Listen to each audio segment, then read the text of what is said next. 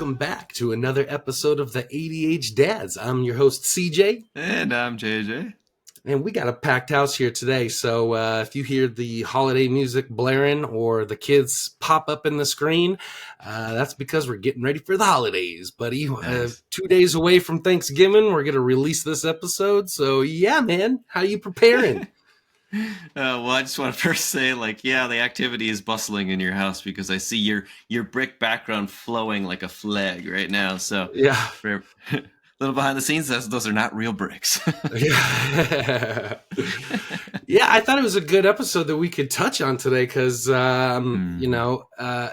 could be a stressful time of year for a lot of folks. And man, we're coming up on our 1-year anniversary, JJ, doing this podcast. So that's pretty cool. And we started our first episode was talking about the holidays. So here we are with your Christmas tree set up in the background again, talking about the holidays. Yeah. I mean, it's an important topic, and I think the thing is that one thing that we stress as human beings is habit and repetitions, and putting in the work. Whether we're talking about our fitness journey or just talking about our sanity journey. A big thing is like circling back to what works, what's challenging, how do you get through the tension and stuff. And it's sad to say the most joyous time of the year is usually the most stressful time of the year for most people, right? So how do we manage that? That's a big one. And then, of course, as we ourselves have the personal experience with neurodiversity in our families, there's additional layers of challenge that we have to manage. And one of the big things that I honestly have experienced time and again is that you can tell people or you can talk to people about neurodiversity, whether it's autism or ADHD, and they'll be like, yeah, I know that stuff. Like I know what those are, and I've seen people who have it, or I know somebody who has it. But what I like to stress is that you've seen autism in an individual, or you've seen ADHD in an individual. So in other words, you see an individual, but sometimes you forget about how that actually looks from scenario to scenario. So yeah, we're not going to see the same exhibited behaviors from any one person to the next, even if they have this label of neurodiversity. So when we come into the holidays and we're bringing our neurodiversity with us to family, or even just like the atypical when it comes to a routine, like that's going to bring natural tension and stress to anybody. And then the neurodiversity on top of that, I don't know, just think about it from this perspective. Like, oh yeah, I've seen autism and ADHD, and sometimes that involves like heightened emotions and stuff. Well, self-control is also something that looks different from one individual to the next. And I think that's what a lot of people forget. It's like, how do you respond to somebody who is in their emotional state, who's struggling with the regulation, when we already know this is part of their regular like exhibitive behavior, but now we're adding on top of that a completely different shift in their day-to-day with the holidays. So we can be trying to have joy the whole time, but we're also demanding something from neurodiverse people and from ourselves, demand that we do not do the day in and day out that we typically do. And that naturally brings the word tension into the equation. So that's why we talk about this again. We got to continue putting in those reps, right? Yeah, because we talk about the most useful technique in this neurodivergent journey is routine and persistence, right? And the holidays is a huge disruption of that, let alone forget the family and the emotions of our kiddos and, all the things, the regulation that we have to manage there between the people in our lives. But, traveling can be a huge stressor too. God, when we went to Puerto Rico last summer, and it was a 12-hour plane ride. Oh my God, it was our worst day. Bless you, sir. Bless you. It was our worst day as a family. Our flight got canceled. Our standby flight got delayed. Half of our family got split up.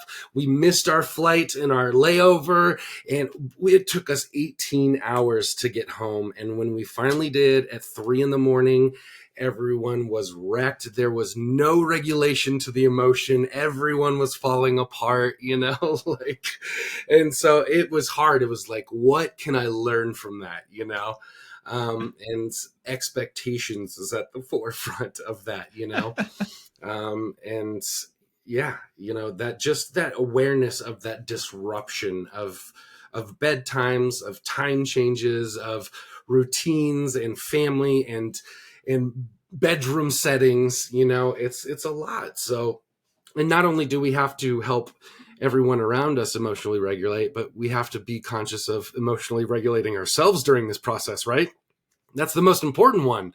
We can only have so much control over the family members and over the kids and the spouses and the travel delays, but that's where we really got to concentrate. So how do we do that, man? With all the stress going on. Well, you just made me think of I'm working through a script for a film as you were talking about that. Like, you got Home Alone, Lost in New York. Well, this one would be Home Together, Lost in Dysfunction. Yes. Because everything's out of whack and we don't even know where we are in our own, psyche at this point when it comes to all that craziness taking place. But yeah, I mean, I don't know. I guess one thing that I would talk about with respect to the idea of going somewhere, especially if you're going to somewhere. Typically, we go somewhere because we want to connect with loved ones and be in their presence and stuff. Is we probably do need to prep ourselves and prep them, for our visit. And, I guess, dare I suggest, the benefit of having somebody with neurodiversity is you have a label to put on something to then talk about, to work through this possible scenario and script with your relatives. Like, some things that you could possibly do is like maybe send an email or actually have a conversation with them. Like, I wrote a couple like bullet points that I think would be of value to our listeners to consider if you are, going to visit relatives, especially if you have neurodiverse people in your family. So I'll just run. That could be a tricky conversation, right? I mean, Oh especially my if we have gosh. our own anxiety about our relationships with our parents. Yeah. Sometimes it's hard to speak up for yourself, and in those situations, and it could be stressful for us to be put back in that childhood mentality, Right. and it can make all these techniques go out the window. I'm Yeah. just speaking from personal experience, JJ. you're hitting everybody to their core right now by saying Yeah. that too. Yeah, but Some I'm personal curious to hear experience these. across the whole board. Well, I'm curious to hear these questions you've got prepped, because I'm going to be like, that's useful. And then when it comes time to Yeah.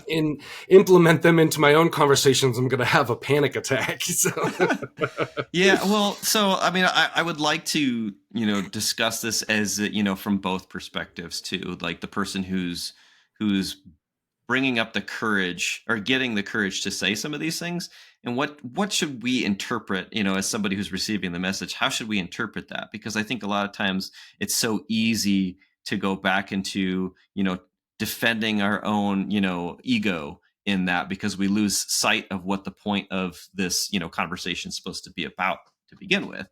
So, I mean, it's I go back to what I said a little bit ago too, is every single person is an individual, regardless of what you have for a label that, comes with your genetic makeup. You are still an individual and you express yourself in the way that you decide to express yourself based on who you are.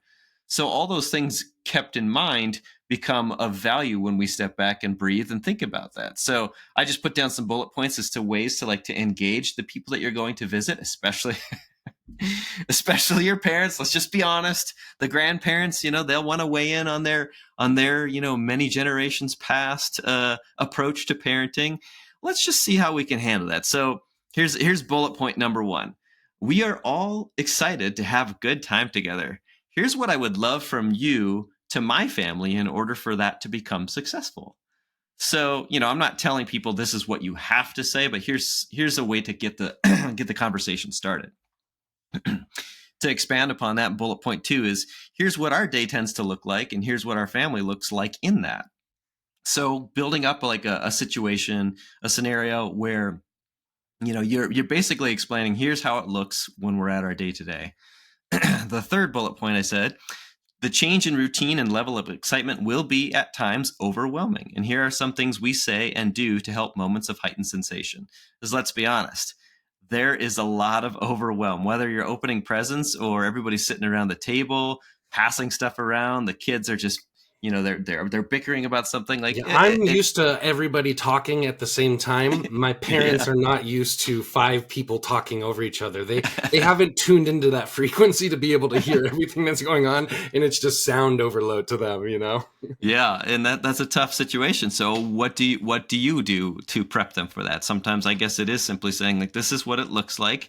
We as a family come together in this way based on those situations, and sometimes the kids just simply need their time and space to get the energy out. So sitting at the table as a 65-year-old person is going to look much different than sitting at the table as an 8-year-old person. So giving some understanding and grace to the idea that a kid doesn't usually want to sit still for so long, especially when they're in the presence of the people they don't see every day and have so many thoughts going through their mind of how they want to, explore that relationship in those moments.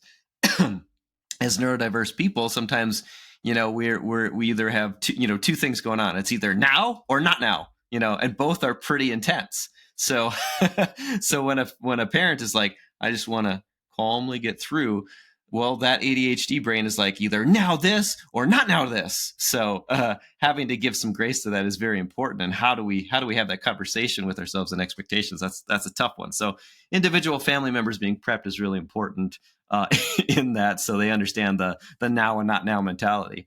And then another bullet point is if you're feeling overwhelmed or concerned, I'd love for you to talk with me about it rather than with my kids, because we really want that tension to be handled with the adults first so we can understand each other. That Mm. way the adults aren't bringing that to the kids, because again, like we've talked about, essentially when you bring your tension to the kids or your anxiety to the kids, you're basically saying like your anxious behavior or your behavior is making me anxious and I'm uncomfortable, and I'm letting you know that I'm not regulating myself here, and therefore the kids aren't feeling safe. I'm So, going to push back on this for a minute, JJ, yeah, buddy. because this is a strategy that I want to employ myself, right? But I know that if I set that filter up in our dynamic, I'm going to be the one that needs emotional regulation because I'm going to be running the middleman through Yeah, that yeah. relationship. So Right. I agree in the sense of like, protect the kids from maybe some of the trauma that you have experienced or, that you are still working through that you had in your childhood. But I also believe in still letting our family know that it's their responsibility to regulate themselves. I think that what you're saying is perfectly acceptable, but I would just maybe add a cliff note to that of, if you're having a hard time controlling your own emotions or tone of your voice, then come to me. So that way I'm still giving them, look, try to deal with it yourself in a respectful way. Okay? Because, I don't want to run interference, but if you feel that you can't or are unable to do that, then come to me. So I Yeah. totally agree with you. And I'm only adding that cliff note because I'm sitting here like strategizing myself of like, what are the boundaries that I could set, to avoid this. And that seems like a healthy one at the surface level, but I know from experience when I've done that in the past that it could be detrimental to my own emotional regulations. And don't worry, JJ, we'll cut all the dog barking out. Who would Do have that in thought post. we started talking in this episode like, yeah, it's going to be a little bit noisy. There's stuff going on at Colton's house, and here's my dog barking. But yeah, I mean that's really important to take note of that. Like it would be of utmost value to everybody if you can at first take time for yourself before bringing this to somebody else. Yes, I completely agree. I think the thing is the idea of protecting our neurodiverse kids from a third party, well, or a relative coming in, not really truly understanding them and maybe mistreating them in response because they haven't regulated themselves. And then when they are at that point, if you can say, hey, first, I would like for you to talk with me, that gives them the opportunity, hopefully, to center themselves, because instead of being overwhelmed in the situation with the kiddo and then therefore bringing that overwhelm to the kiddo, they think, oh, shoot, I want to respect the boundary that has been set forth by their parents first to talk with them about it. And of course, the reason behind that is hopefully the kids trust their parent the most. And so the discipline coming from that parent is most safely understood when it's coming from that parent as opposed to coming from somebody else, you know. So if something's going challenging, you know, instead of saying grandma this, I'm having an issue with my brother, or grandpa, my sister's being difficult, and then, you know, they're trying to find somebody else to essentially control the situation for them. If they always have that point person, their parent, where they trust the most, to come in and work with them in the situation, that's of incredible value. Now, of course, like you said, we would like our kids to be able to work that out themselves. We don't want to simply, whenever they have an issue, you know, they just come running and hoping somebody sides with them in every moment. But, you know, the idea is, of course, if we can talk this out and work this out before it leads to a greater escalation, that is ideal. And we know in visiting with relatives, like, escalation is part of the it's part of the meal. It's the main course sometimes, unfortunately. Yes, yeah. There's always family drama, right? There's always the outspoken uncle that offends somebody or something sitting across from the table. But you know, I think it's for me, one of my biggest tools going into this for prepping how I'm going to react and the expectations that I'm setting forth for myself is, you know, I try to get away from the anxiety as much as I can. And I know I'm joking about, you know, having panic attacks and stuff, trying to have these conversations. But, you know, honestly, I try to go into it as like, this is the big show, right? Like, this is the opportunity to go and set and practice all of these techniques and everything that we learn on this podcast and from our guests and the books that we read.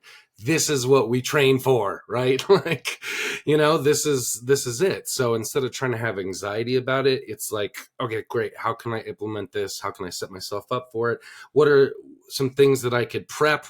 How can I look at this in a different way? When this arises, how can I recognize the workup to, you know, nip it in the bud rather than letting it just, you know, spiral and control me. So that's a big help. You know, we've done past podcasts about the story that we tell ourselves, you know, and if we can switch that, you know, for these times, I think it's going to be a lot more enjoyable for everyone. And there's going to be things, right? They're going to come up, but like, how can you think about those things now before they come up? So when they do, you're not blindsided, you're not overwhelmed. You have a strategy that you've thought about. You have something to lean back on. You know, we fall back on our training, you know? So if we're too wrapped up in the anxiety and stress of everything that can go wrong, that's going to distract us from the safety net that we have of, if we just think about this and structure it and plan it, we can get through it.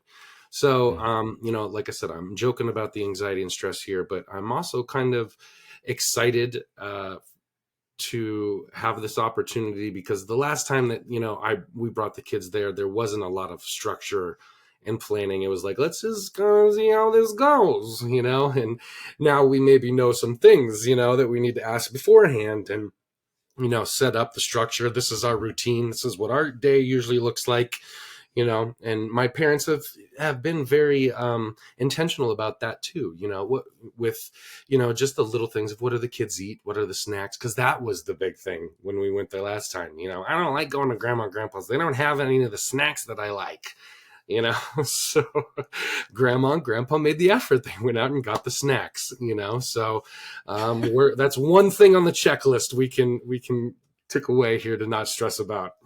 I remember having oat bran at my grandma's. Oat bran cereal. No kids my thinking. My stepmom is Ovaltine. The kids are like, can I have chocolate milk? And they're like, what's this crap you've given me? This chalky substance. Isn't Ovaltine supposed to be in warm water or milk anyways too? So just that would make it even more chalky if you don't even warm it up. Yeah, exactly. It's chunky, man. You never could get all of the molecules to dissolve. It was the worst. I hate it. And cream of wheat, you know, she was no oatmeal, it was cream of wheat and Ovaltine, man. It was horrible. throw enough butter and brown sugar in the cream of wheat, then maybe it'll be You tolerable. know, But and the fruit bowl is prunes, and you know. we had the Del Monte fruit bowl sometimes where it was like that one lone cherry in there. You're wondering why the hell that's in there, and everything kind of just blends together. It's just a mix of I don't know what the hell. I mean, no offense to the people who put in all the effort to figure that stuff out, but it's weird to me now. It's weird. I like buying fresh produce, but anyways, back on to the topic. I wanted to ask you a question. So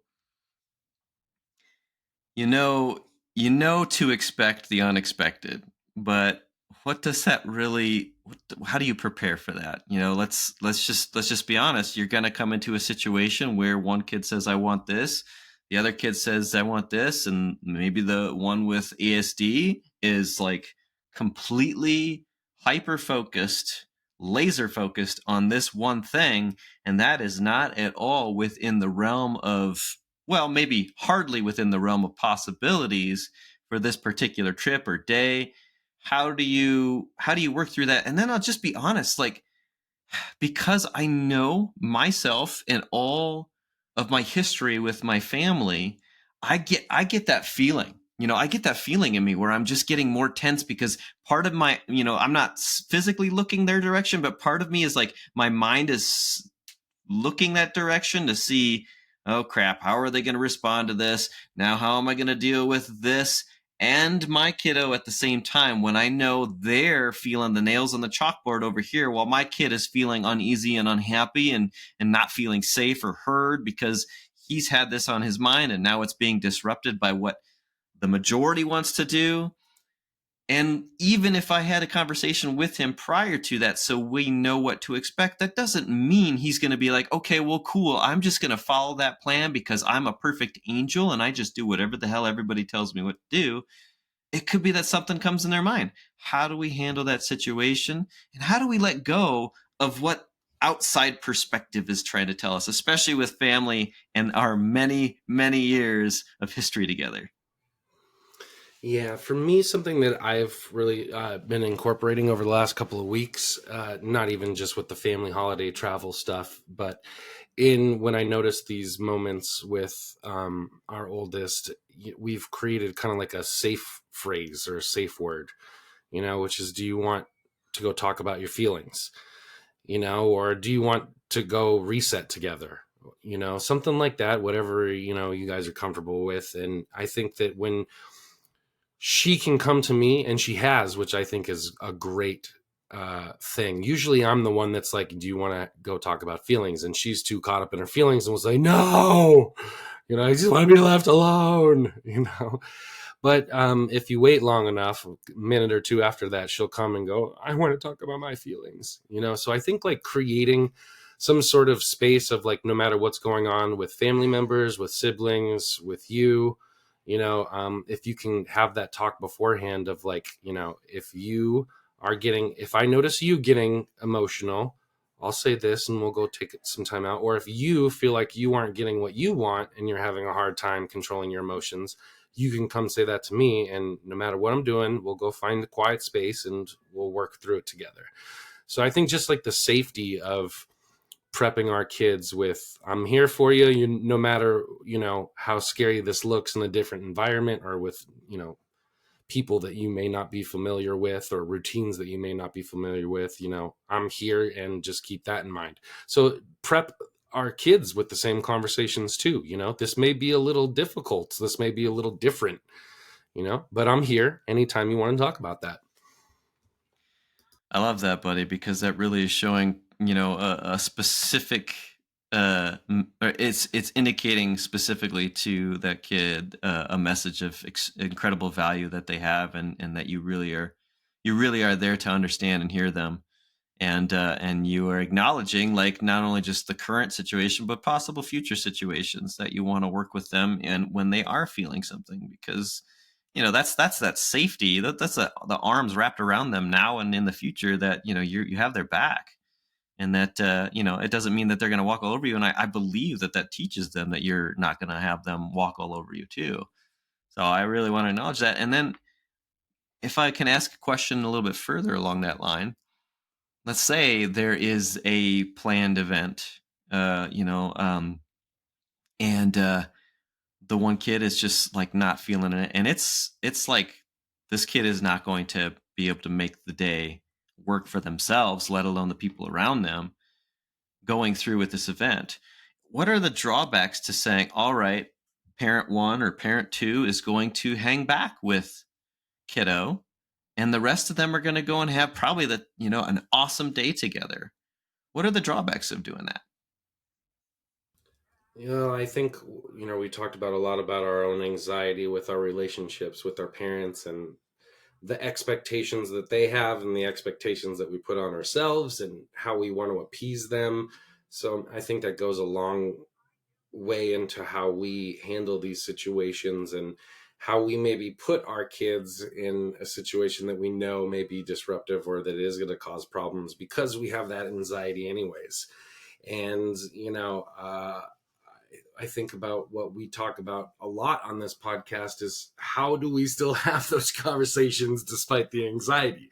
Because they're important, right? Like we talked about boundaries, and you have to be able to set them for yourself, and not only for yourself, but for your kids who can't really vocalize their boundaries or know, where they are in relation to their own feelings.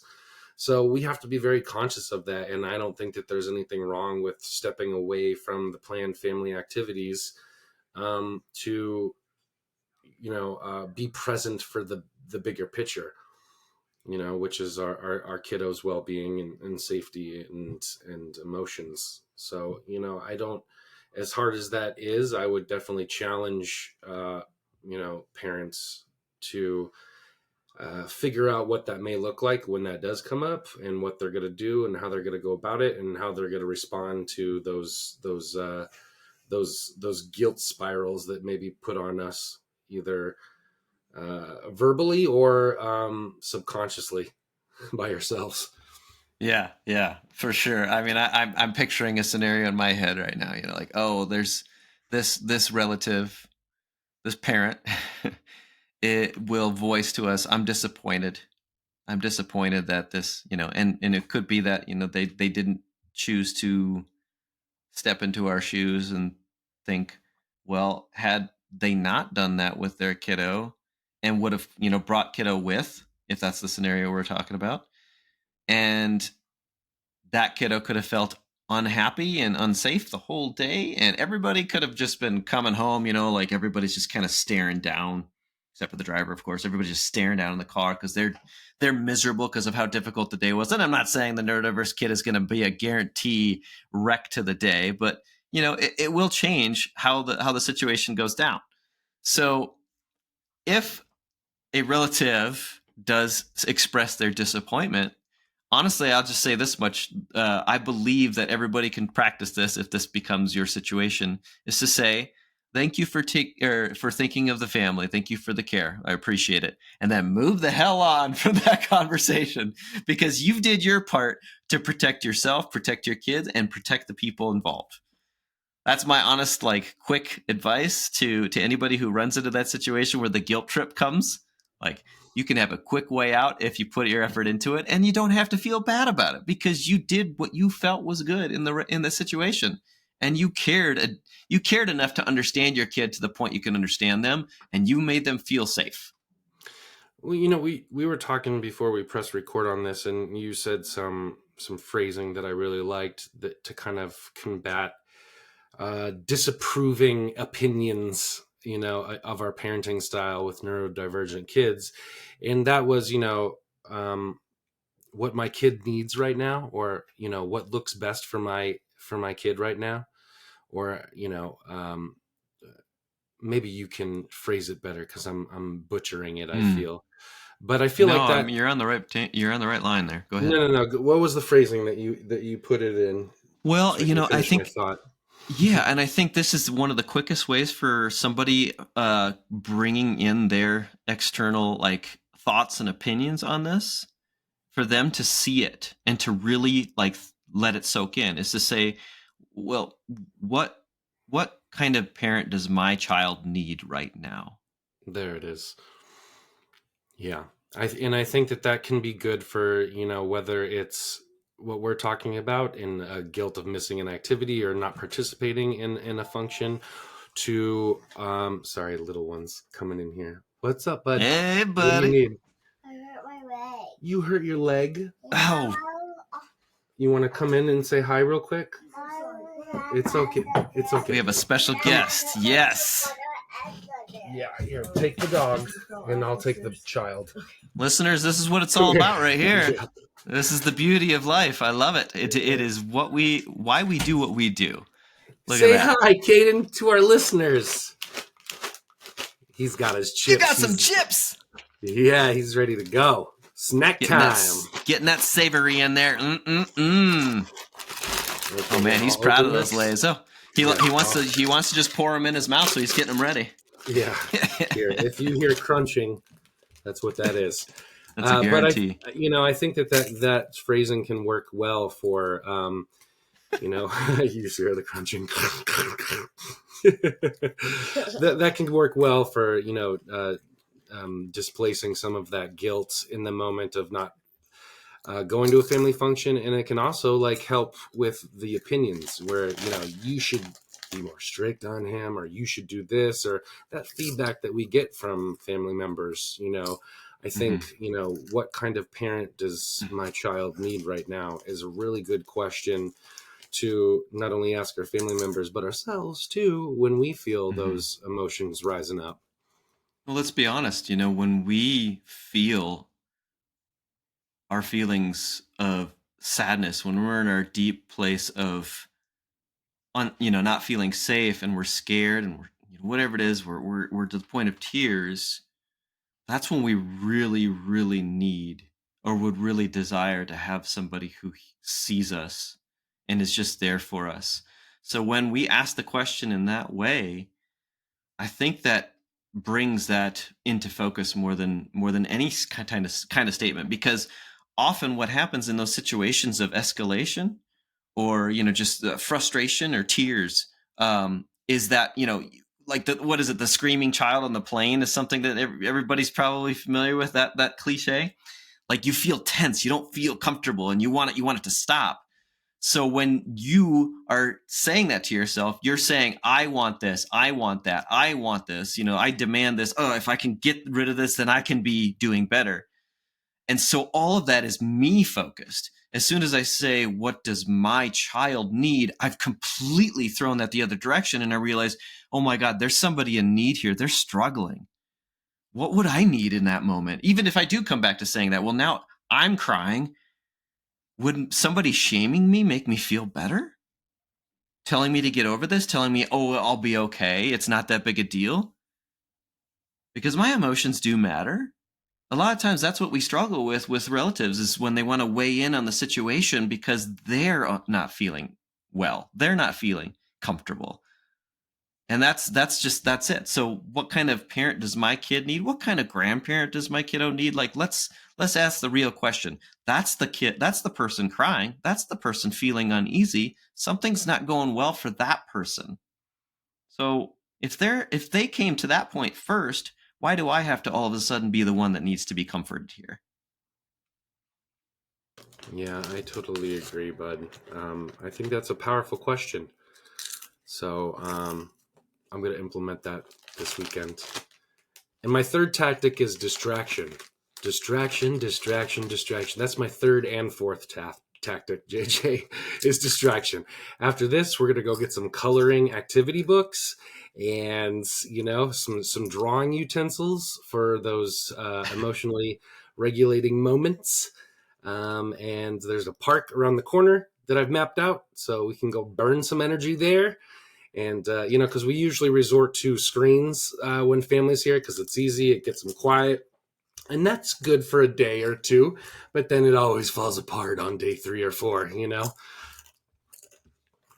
Yeah, think about too the screens and how kids have such great imagination when you bring them out into the into nature, and they're thinking about, even if they're thinking about the program that they were watching, now they are the program, and what would it do? And their imagination just goes wild. So having those outlets are of utmost importance. I know I grew up in a small town, and I kind of tell myself as an adult, it's so boring. Nothing here to do. And maybe for an adult that could be somewhat true, but to be honest, I never got sick of doing anything and everything with my imagination when I was young in that small town. So those kids, we need to give them credit. They'll come up with some good stuff. To make use of that time outside of screens. And so if we allow for that, yeah, I think they're going to flourish. So let me see. I guess something that I wanted to kind of also bring to light for everybody, not to light, but just to focus on when it comes to this visiting family and your expectations and when things are hard is, again, like I mentioned a moment ago, the idea of, what kind of parent does my child need? Also, if I don't speak up for them, will they experience a loss of safety? So that's really important. It's just to kind of keep that in mind. Like I am there to be, continue to be their protector and to be the person that they look up to. And when things are, a little uncertain, even if they know this family member, things are uncertain, it's important for them to be able to come back to me. But what does it that Coley needs that he mentioned earlier is, it's impossible to know how things will go. So apply some grace, especially to yourself.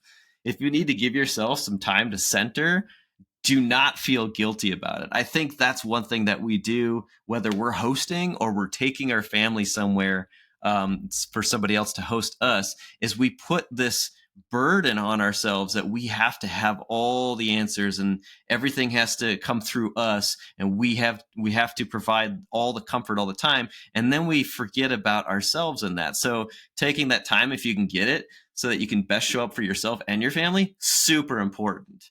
And man, it's hard. I'll tell you, as a single dad, going to visit family and then wanting that time to myself. And my kiddo, he is one that wants to cling to dad all the time. Like me getting that space and feeling comfortable with him, with my family sometimes, honestly, I'm not going to lie, I don't always feel good about the idea of getting time to myself. So it's a tough balance. And I got to admit, I got to give myself some grace. So, and then honestly, dude, I'll tell you the last one that I wrote this bullet point. It's okay to consider not going to visit family. Honestly, like, have you ever had that message like, hey, what are you guys doing for the family? We don't have any plans, so we're free. And if your first response is, oh, shoot, then you probably need to evaluate what this could look like. And do I need to talk about keeping distance?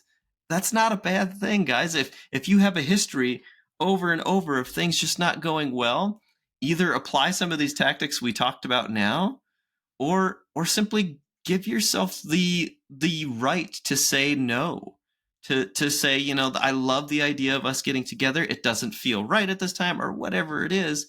It's okay. If it's too much for you to take on emotionally, that's you doing yourself a favor, acknowledging yourself, giving yourself some grace and understanding.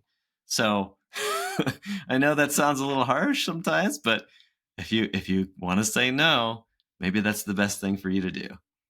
No, brother, I completely agree. We have to have the confidence and the power to say no, and set those boundaries for ourselves. And, these tactics don't always work for every family dynamic and situation. So, you have to know thyself and know thy kids and know what kind of relationship is possible. Are you done crunching over here, mister? No. No. Well, we got a good survey sample here. You can ask the man himself. What makes you feel better when you're feeling sad? Potato chips. What makes you feel better when you're sad? No, just eating. Put on the spot. Yeah, feeling camera shy. When you're upset, what makes you feel good, huh? Playing with cars, hug, food. What makes you feel good? I guess just Lay's potato chips right now. Boy, when I hit mute, he goes off and he won't stop talking. When I hit the mute button, he just sits here. Well, I'll tell you, yesterday, kiddo had to come to my place because his mom was feeling pretty sick. And he always wants to bring like every single thing that is his from his mom's over here. And it's funny. I'm telling you, I don't know how many times his mom has said, Cohen, we got to limit it. We got to limit how many things you take from place to place. We're going to limit it. We can't keep doing this. Still doing it. Can't keep doing this. But anyways, he brought 2 stuffed animals, which I'm telling you, we could start a zoo. We could start a zoo of plushies. It's insane. We got to get rid of some of these things. It's just ridiculous. He's even got like some where it's like, here's the big one, here's the little one. I mean, it's ridiculous. So guys, I'm just telling you, a bad parenting that I did is I bought too many plushes. I think it's ridiculous. But anyways, well, I got a funny story for you before we go, but go ahead and finish up first, and I'll tell you. So he brings this plush, and of course the plush looks an awful lot like a dog toy. And my puppy's like, I'm gonna destroy that thing. You know, she's just eyeing that thing, and he comes in the door with it, and you know, he's down here. He's low. He can't carry it up here like I can. And she got a hold of it for a second and pulled it, and I got her back, and so she had it in her mouth for like a second. And poor kiddo was just not in a state where he could handle that easily, and he just started crying big tears. And of course, my first thought was like, dude, the thing is fine. Holy crap, I think this is a little bit of an overreaction. But what did I do? I know what helps. You know, a lot of times he just needs that hug. Our kids love hugs.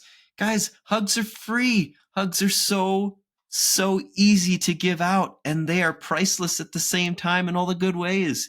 Give those kids a hug. I don't think there's one kid out there that says, yeah, the 5 love languages thing, physical touch isn't a thing for me. I can't stand that. No, most kids really love it until they're conditioned otherwise, until some sort of trauma occurs in their lives where that physical touch is no longer something they want. Yeah, they want your love. They want your physical touch. So give them a hug.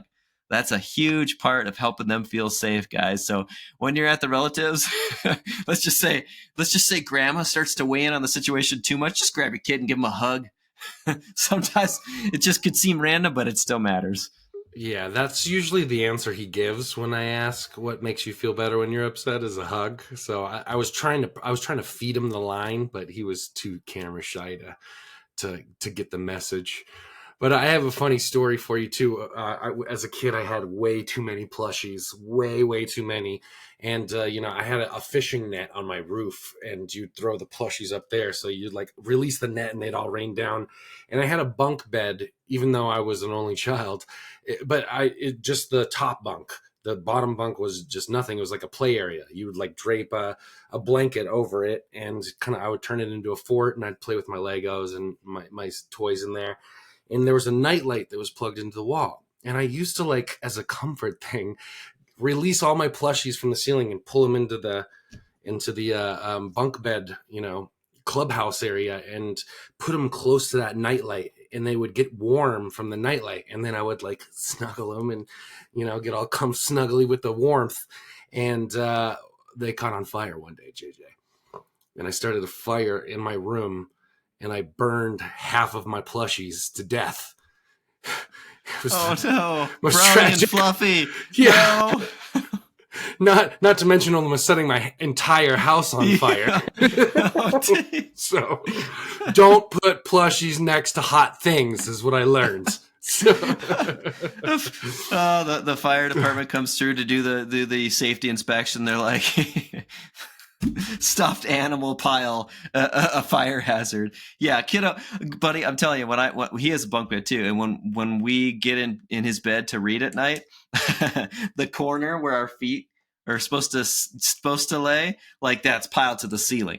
So if you ever have if I ever injure my foot and they say elevate your foot, no problem. At the end of the day, reading to my kid, it's elevated, guaranteed. Yeah, so you can't even see the pictures on the wall anymore. It's crazy. But yeah, I don't know. Got to do something about that. But either way, it does bring him a sense of safety and love. I'm not gonna lie, he really does value his plushies, and so there is something to that. But yeah, I think we need to downsize a little bit there. Well, brother, I think we should call this one short because, like I said, I got a full house. Little one keeps coming in here telling me he's hungry and bored. So I'm going to have to cater to him. But hey, you know what? That is a beautiful thing. That little kid looks up to you so much that he's like, I know Coley has the answer to this boredom I've got going on. That is amazing, brother. So take that as a gift that you have given to others, and he has recognized and embraced that fully. Yeah, man. And thanks for all the good insight here, JJ. I think this was some good stuff. I hope our listeners got a little bit out of this. And, guys, I know the holiday season is a hard time of year. Especially if you're a single father, it can look a lot different than what it once did.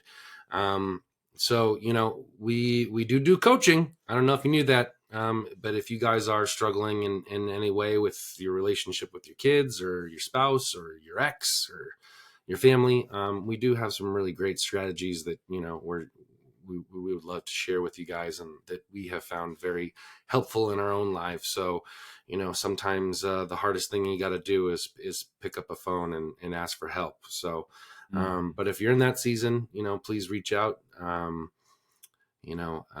We want you to live good, intentional lives and have legendary relationships with your kiddos. So hope you guys enjoy the holidays, get fat with your turkey and all those carbs. I've been working hard in the gym, thanks to Coach Ray, trying to make some room. So, I'm not going to feel guilty this year. You need fat to burn fat. So fat turns into muscles, buddy. So I'm making some extra room and I'm hitting it hard so I can enjoy myself. Yeah, buddy. I have no excuse. I'm not going to visit family this year. So if I eat poorly, that's on me. But yeah, I've been keeping up with the workouts. He's got me every single day doing leg day now. I do other exercises on top of that. But man, I'm telling you, the back, that is getting pushed down. I don't know if I'm gaining inches on my muscles yet, but I'm pretty sure I'm losing inches in height with how much weight I'm putting on my shoulders. It feels good, and it also feels terrible at the same time. I love it. Yeah, I do too, man. And for those of you who don't know what we're talking about, JJ and I have started a fitness journey with Coach Ray King at Cloverleaf Fitness. JJ's getting the website built for him, but you can find him on Instagram, Ray King Savage Dad. He's also on Facebook, Ray King. Cloverleaf Fitness is on Facebook there, and we've got a submission form that we'll put in the show notes for you if you guys are interested in starting that holiday fit journey or those New Year's resolutions early. Get on board with JJ and I, man. We'll support you. Coach Ray will give you great programs and accountability, and we'd love to just kind of see your progression and your journey alongside of ours because we're loving it, man. It's hard work, but loving it. But check that out at the ADHdads.com or Cloverleaf Fitness. And thank you guys for tuning in. Happy holidays. I'm your host, CJ. And I'm JJ. And this has been another episode of the ADH Dads. See you next time.